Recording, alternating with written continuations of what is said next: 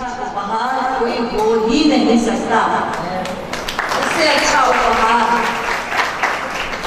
ये इन बच्चों को बड़ी सराहना मैं करूँगी कि इन्होंने ये सारा जो कॉन्सेप्ट है वो सिद्धि के दिमाग के ऊपर है। ये हम आपको बता दें, सिद्धि जी ने ही ये दिमाग लगाया और इन बच्चों को मिलकर के इनको बताया कि ये तुम्हें करना है। और इस प्रकार से मुझे बहुत बाद में पता चला कि ये मेरी नकल कर रहे हैं। मैंने कहा इतनी बेइज्जती मत करो भाई, मेरे सामने मेरी नकल उतारते हो। लेकिन मैं उन सौभाग्यशाली गुरु में से हूँ जिसके शिष्य उसके सामने ही खड़े हो गए। ऋचा ऐसी शिष्या हमारी, मैं गर्व से कह सकती हूँ, वो हमारी शिष्या है, मंत्र शिष्या है। और इसके भी मिलने की बहुत बड़ी कहानी है और वो कहानी अभी थोड़ी देर में ऋचा फिर अभी किसी दूसरे रूप में आएगी और आप लोगों को बताएगी कि उसकी क्या कहानी है।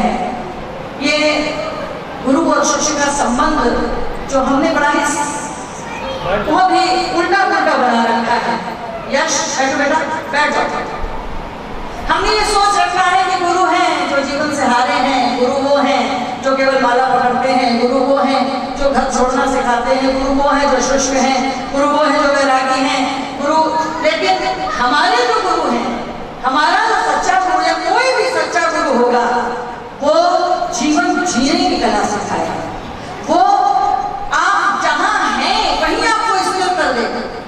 आप गृहस्थ में हैं तो वहाँ स्थिर कर देगा, आप संगीत में हैं तो वहाँ स्थिर कर देगा, आप वैरागी हैं तो वहाँ आपको स्थिर कर देगा। महाराष्ट्र के समक्ष हम लोग जाते थे, आज याद दिला दिया इन बच्चों ने मुझे। मैं पिताजी के साइकिल में बैठ भी जाता था। माघ मेले में ऐसे ही एक दिन गई और जाकर जैसे ही महाराज जी को प्रणाम किया, कहते रोशन करो, सीधे रोशन करो। अब कहाँ मेरे को क्या बोलना है, क्या गाना है, मैं क्या कहूँ। मैंने कहा महाराज जी भजन तो गा देंगे, प्रवचन नहीं कर पाए तो जो भजन गा रहे हैं उसकी व्याख्या करो। और वहीं से गाता ये जीवन शुरू हो गया। जहाँ संगीत की बात जो आप कही, मैं उसको आपको क्लियर कर दूँ कि जब यह शरीर अमिता के रूप में 2 चोटी वाला था, inter first year, high school inter first year की मैं स्टूडेंट थी। उस समय ना टेप रिकॉर्ड था, कुछ भी नहीं था, केवल रेडियो में 2 प्रोग्राम आते थे, एक 12:30 से 1 और एक 2:30 से 3। 2 कार्यक्रम आते थे विविध भारती में कोई, जिसमें कि हरिओम चरण के भजन पहली बार उस समय आता था। एक दिन महापुरुष, मैं उनको समय दे रही हूँ इसलिए मैं बोल रही हूँ, महापुरुष कैसे देता है, आप ये देते हैं, उसकी वाणी में सिद्धि होती है, उसके नेत्रों में सिद्धि होती है, उसके चरणों में सिद्धि होती है, उसकी हर एक्टिविटीज में जो लेना चाहे वो सब कुछ ले सकता है। जो नहीं लेने वाला है तो कृष्ण सामने खड़े थे और दुर्योधन कुछ नहीं ले पाया। भिक्षाम देहि, भिक्षाम देहि। रावण बैठ के मांगता है भिक्षाम देहि, भिक्षाम देहि।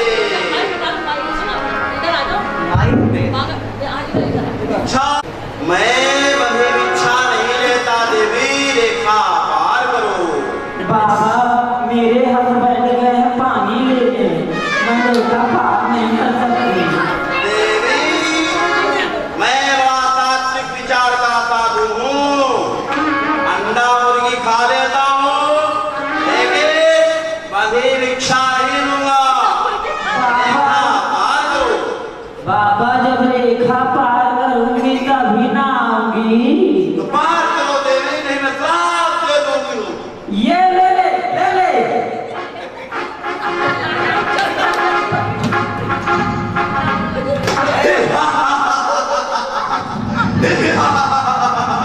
मैं कोई साधु नहीं, मैं रावण हो जाऊंगा। नहीं कोई सीता वीता नहीं।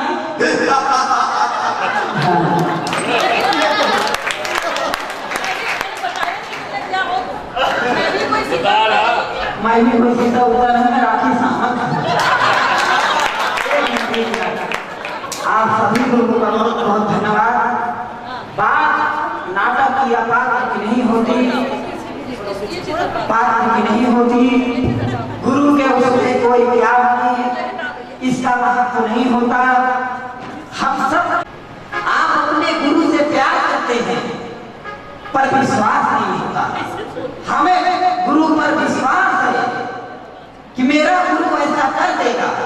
यदि मैं गुरु के लिए एक तिनके के समान भी अगर गुरु मेरा आदेश दे दिया, अगर एक तिनके के समान भी मैं कुछ कर दिया तो मैं मानता हूं कि मेरा जीवन धन्य हो गया। और आप ला ला ला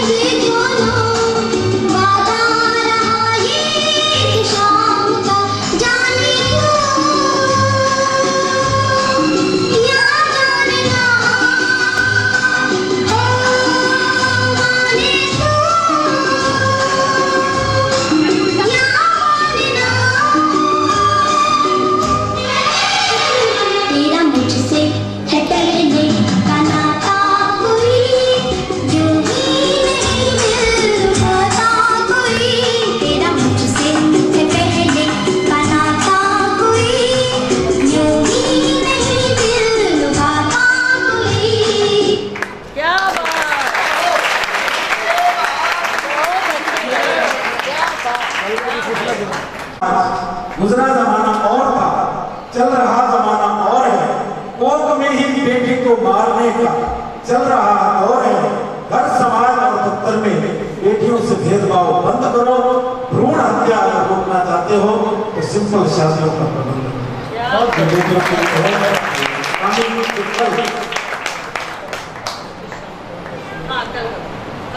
कल का जो सुबह हवन हमारा सुबह 7 बजे हवन 7 बजे तो हवन और हम देखेंगे। बहुत सुंदर, उसका हमें इंतजार है। शायद आज रात में नींद ना आए, लेकिन फिर भी हम सब इंतजार करेंगे। आज मैं केवल एक बात कहना चाहूंगी कि ये हरिद्वार कैसे आ गया हमारे मन में, हम क्यों इस यहाँ पर मना रहे हैं। अभी 10 साल पहले मैं अज्ञातवास के लिए निकली। कुछ लोगों को पता है, जो हमसे जुड़े हुए शिष्य हमारे हैं, उनको पता है कि मैं किस प्रकार घर से निकली, भागी। और मैं और सिद्धि थी, मैं घर से बिना बताए, इनको भी नहीं मालूम, कुछ नहीं मालूम। और एक भीतर से बाबा की, हमारे गुरुदेव की प्रेरणा हुई कि अगर संत बनना चाहते हो, इस मार्ग में आ रही हो, तो पहले इस ग्रंथि को तोड़ो। मैं अज्ञातवास में आई और इसी ऋषिकेश के ही प्रांगण में मैं वानप्रस्थ आश्रम में रही एकांत भाव से। और वहीं पर माँ गंगा की मुझे एक अनुभूति हुई, और उस दिव्य अनुभूति का दर्शन मैंने अभी 2 महीने पहले बागा जी थे हमारे साथ। हम लोग अभी 2 महीने पहले यहाँ आए और यहाँ 1 हफ्ते रहकर गए इसी गुरुद्वारे में। और इसी क्रम में मैंने यहाँ पर सारी बुकिंग किया और सबको सिद्धि ने सारा किया। मैं यहाँ बैठी थी, अचानक बागा जी के माध्यम से मुझे वो जगह दिखाई पड़ गई जहाँ मुझे माँ गंगा का दर्शन और दिव्य दर्शन, ये कह सकते हैं कि साक्षात माँ गंगा ने मुझे दर्शन दिया। तो एकदम से मेरी आँख भर आई, ये लोग भी इसके साक्षी हैं। और उसमें गीत पता नहीं कैसे मुझ से निकल गया और वो गीत मैंने लिखा। आज इस शरीर के जन्मदिन के पूर्व संध्या पर वो गीत मैं आप सबके बाद साथ समक्ष सुनाऊंगी और उसके बाद विश्राम की ओर आप जाएंगे।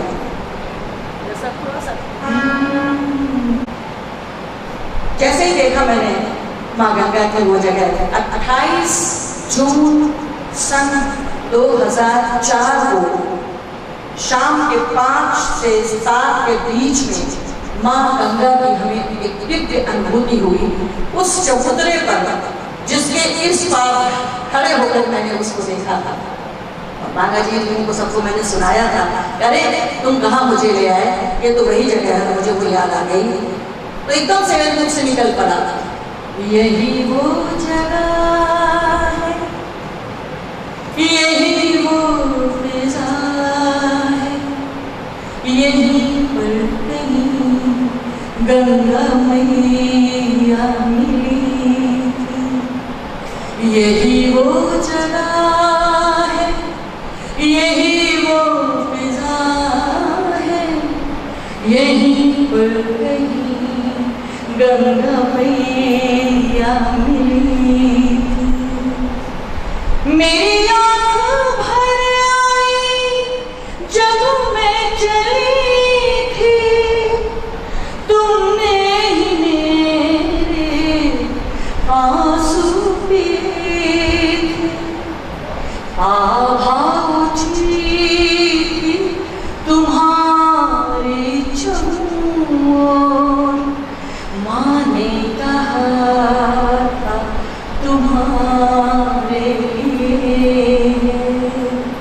यही वो जगह है, यही वो फिजा है, यहीं पर कहीं गंगा मैया मिली थी।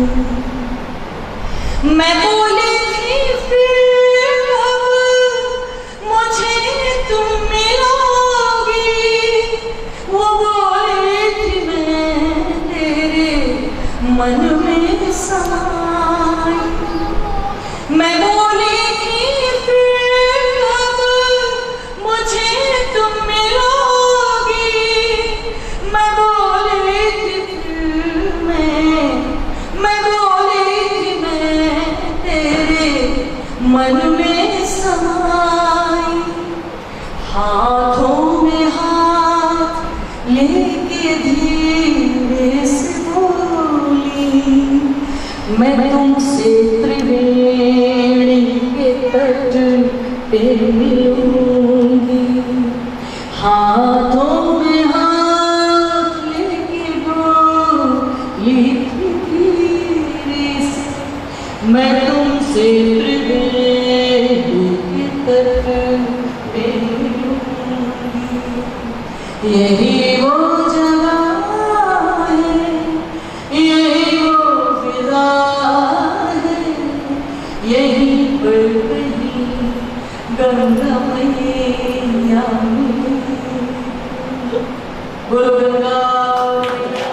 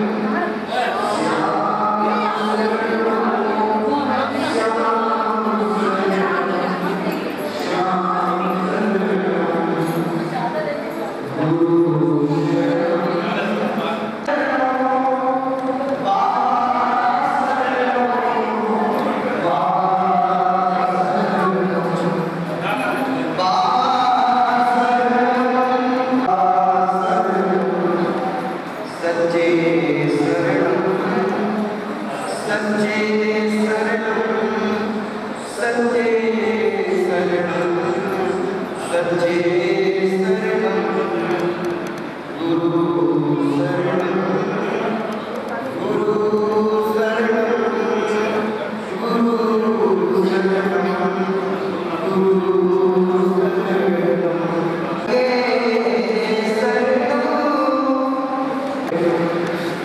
गंगे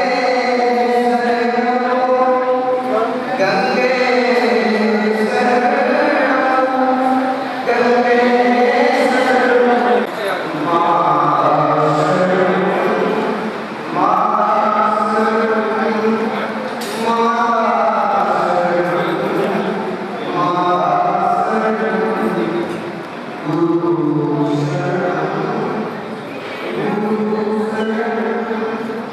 गुरु